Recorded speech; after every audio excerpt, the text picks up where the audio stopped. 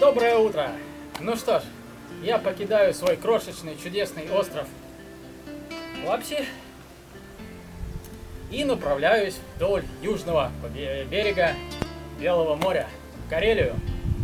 Погнали!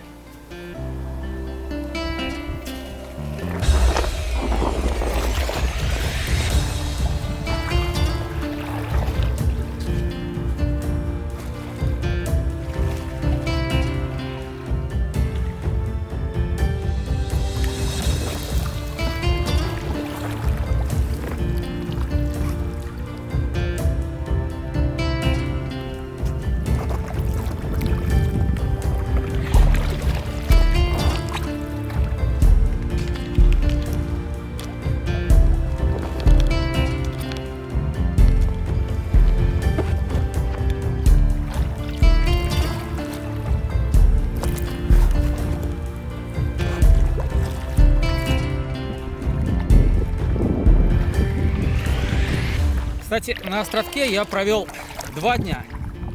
В силу, опять-таки, погодных условий. Вчера целый день и всю ночь лил дождь. Поэтому экскурсия по острову у меня после ужина так и не случилась. Потому что только я успел поесть, разобрать, убрать вещи и сразу же ливануло. И безостановочно он шел сутки. Вымокло все, потому что я уснул и забыл закрыть тамбур у палатки.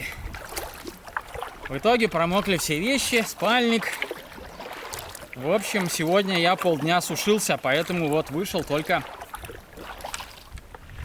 в 12 часов ровно. Но сегодня вроде ветра нет. Нет. Все-таки порывы есть. Ну, сейчас выйдем за мыс, будет понятно. Но волны, по крайней мере, на море сильной нет, поэтому думаю, что пройти какое-то количество километров нам с вами сегодня удастся.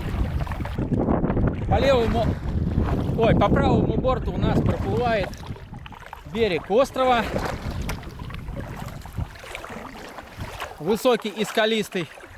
Палатка у меня стояла аж на горе, потому что более-менее ровная площадка нашлась только там. А слева по борту у нас остается, собственно, город Кандалакша. Сейчас мы вынырнем из замысика, и должен появиться самый большой из этих 4 островов архипелага.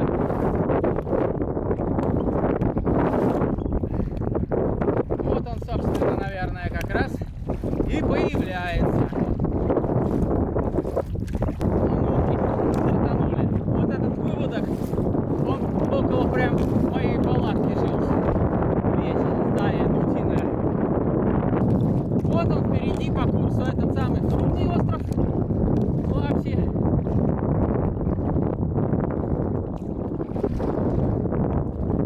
А справа вот это вот проливчик, соответственно, между островами. Но мы, наверное, сейчас обойдем его слева, чтобы срезать дорогу и не делать петлю там по мелководью. Сейчас островком прикроемся от ветра и опять туда на мысик подойдем и уже его обогнем.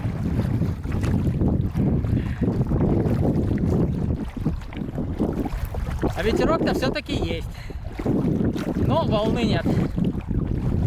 Ветерок, в принципе, выгребаемый. Как раз по прогнозу, ну где-то 11 километров в час так и есть. До 10, в принципе, вот на надувной байдарке идти можно. Ну и больше можно, но уже 15 и выше это уже все. На грани там продвижение такое себе.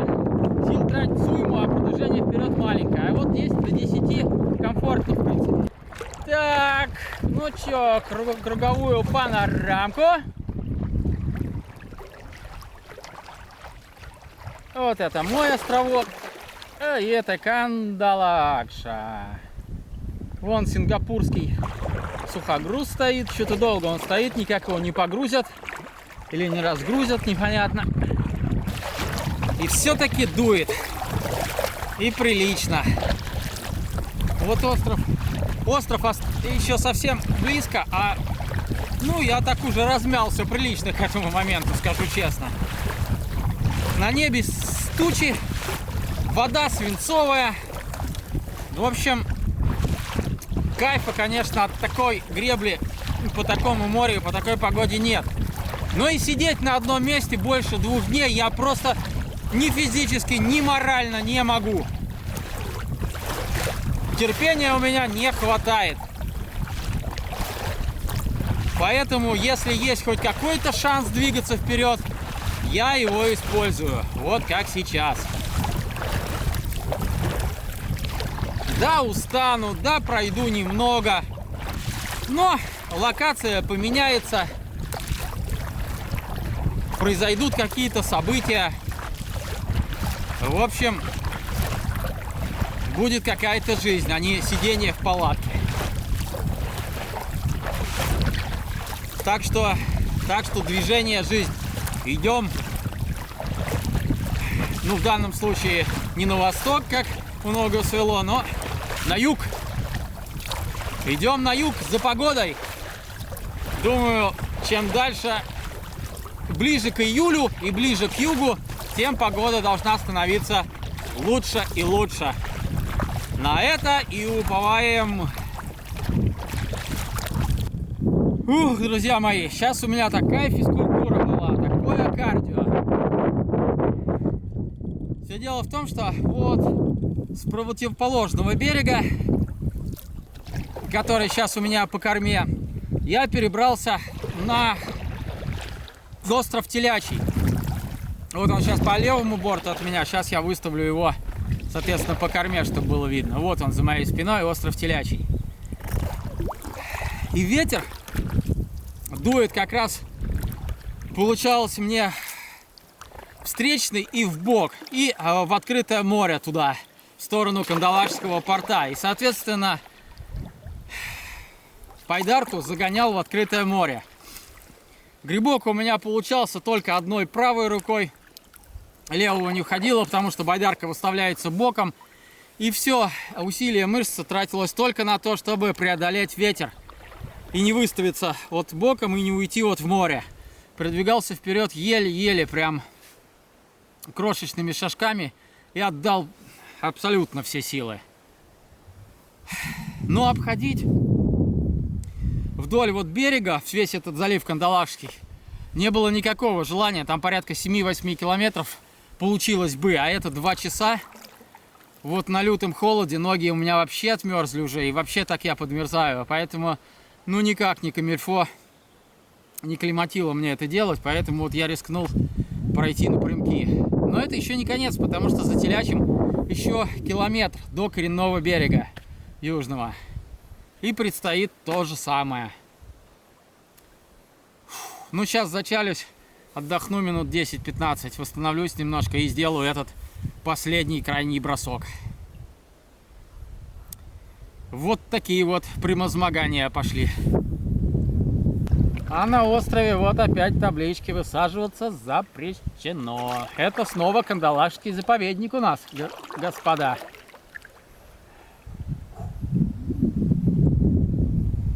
Вот там где-то далеко лагерь мой стоял, подле Кандалакши. Это вот Кандалакшский порт. Вот туда вот выход в открытое море. Ну, собственно, сюда же, вот за этим островом.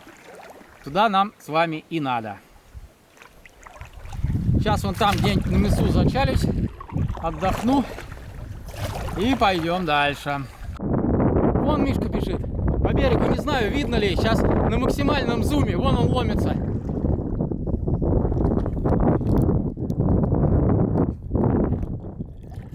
Забежал в зеленку. Вон, видно спина. В лес бежит. Вон он. Блин, Мишка, вот тебе, да.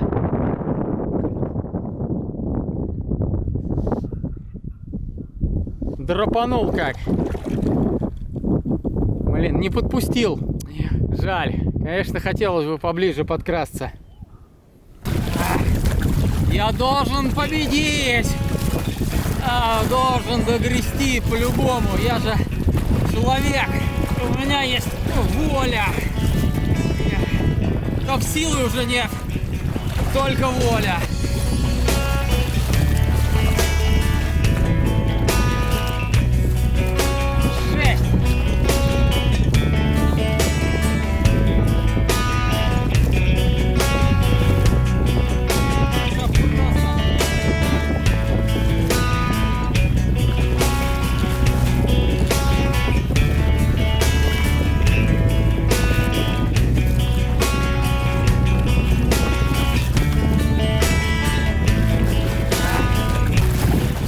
Гребаный ветер.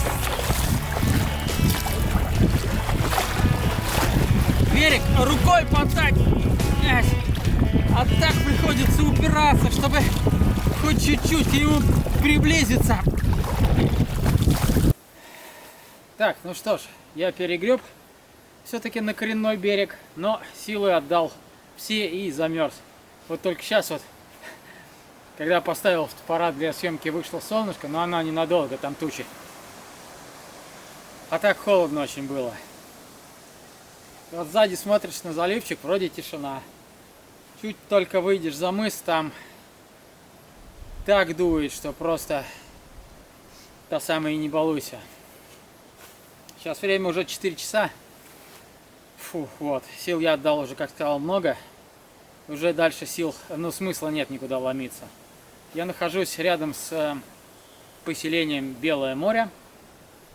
Ну, относительно рядом. Вот.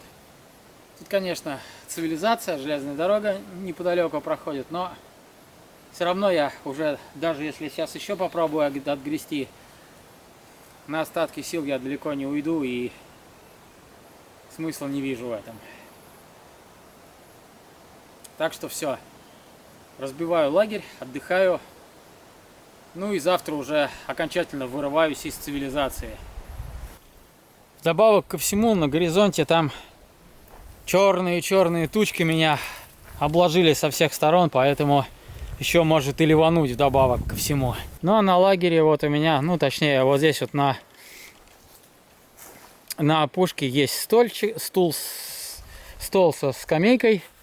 Ну вот дорога, подъезд, это, конечно, плохо. И вот здесь вот такой вот артефакт мною найден. Российские железные дороги.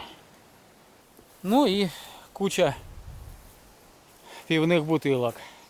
Видимо, сюда захаживают расслабиться путейцы. Но, как я уже сказал, не хочу я больше никуда сегодня грести, нет настроения. Так что остановлюсь здесь. Да, совсем что-то погода перестала меня баловать. Вот, сегодня даже под вечер ветер не утих. Накрапывает дождик. По прогнозу сегодня вообще самая холодная ночь, плюс 4 всего. Завтра опять до ветера 11-12 с порывами до 20. В общем, не знаю даже. Сидеть, наверное, тоже смысла не имеет. Наверное, и завтра придется идти грести, несмотря на этот проклятый ветер. И рыбалки никакой нету. Опять же таки из-за этого ветра. Ну и сидеть на месте не могу. Так что, наверное, если завтра ситуация не изменится, будет опять так же пасмурно, ветер, я буду себе грести спокойно, снимать не буду до нормализации ситуации погодной и географической. Когда начнет появляться что-то интересное, выглянет солнышко, начну опять снимать. Наверное, так, потому что смысла, ну, просто нет. Вот эти 2 дня, которые я снимал, ну что там, вышел, прошел, остановился. По сути, все мрачно, серо, волна, ветер. Ну, как-то, в общем, не кайф. Обстановка не по кайфу. По идее бы, было бы солнышко, хорошее настроение. Сейчас бы рассказать традиционную историю у костра, но нет. Настроения нет. Полезу сейчас в палатку слушать аудиокнигу. и высыпаться. Сил утра затратил уйма. Хочется спать. Так что доброго всем вечера.